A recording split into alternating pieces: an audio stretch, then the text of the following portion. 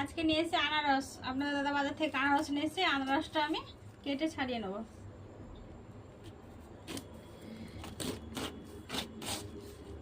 এটা দু অর্ধেক করে, এই অর্ধেকটা রেখে দেবো, এখন তো কেউ খাবে না, অর্ধেকটা আমি কেটে নেব।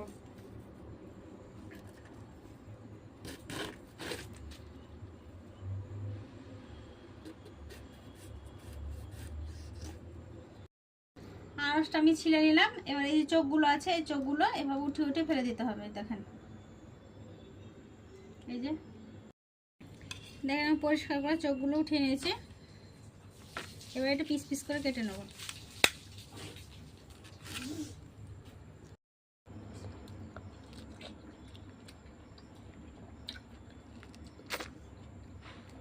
আনারসটা পাকা তাই অনেক মিষ্টি। এটা আপনারা মাখিয়ে খেতে পারেন, দারুণ লাগবে খেতে।